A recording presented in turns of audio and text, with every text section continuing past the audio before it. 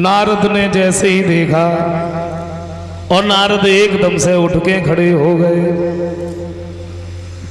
विश्व मोहिनी ने एक नजर नारद के ऊपर डाली, दोबारा झांक के भी नहीं देखा, सीधी चली गई। नारद ने यह सोचा हमें ऐसा लग रहा है हमें देख ही नहीं पाया। नारद तत्काल ही उठे, सामने वाले मंच पे फिर बैठ के भाग के, उन्होंने फिर नहीं देखा, वे फिर सीधी चली गई। अच्छा, नारद फिर उठे, फिर सामने वाले मंच पे, और तो बड़े परेशान। थोड़ी देर के बाद में राजा का वेश रखे वहां विष्णु भगवान ही आ गए, और जैसे ही विश्व मोहिनी ने भगवान को देखा, बस उन्हीं के गर्दन में जयमाला डाल दी। अरे भैया, नारद ने जब जयमाला पड़ी देखी, नारद एकदम से उठ के खड़े हो गए और जवाब दिया, नादान लड़की,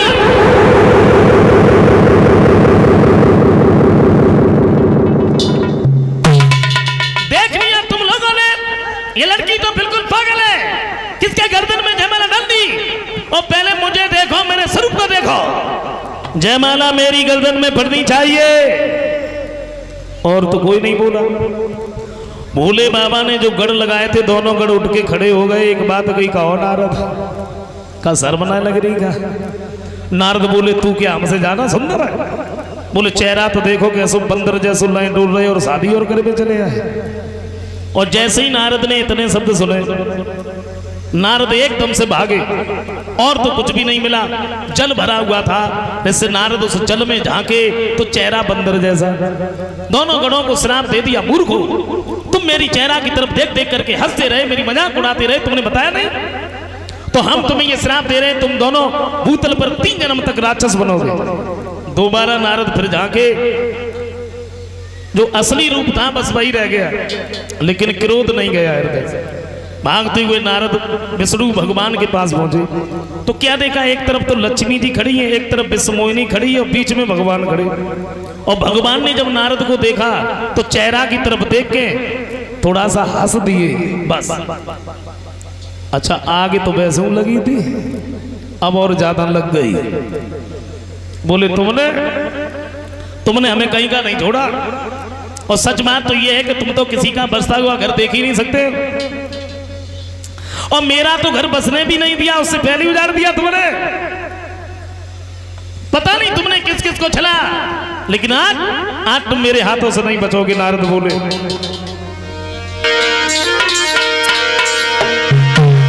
तो कई अरसी झुझलाई और तुम कोनी की न लगती भलाई, कई अरसी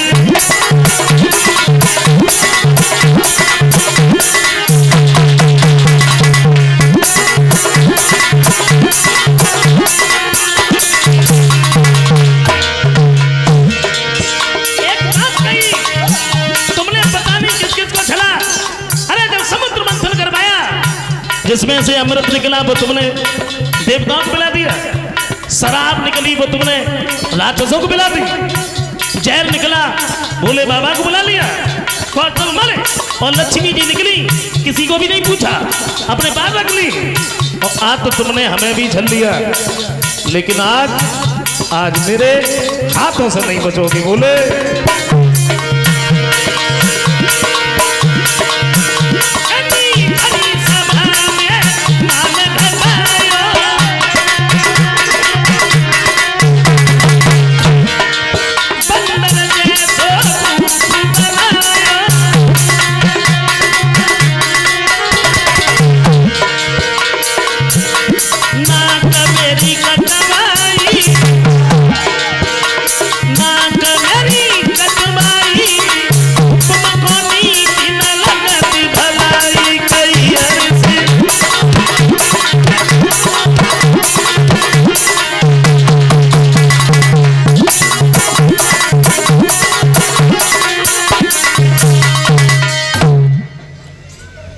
ऋषि नारद कहते हैं, तुमने पता नहीं किस किस को छला, तुमने हमें भी झल लिया, लेकिन मेरे हाथों से नहीं बचोगे।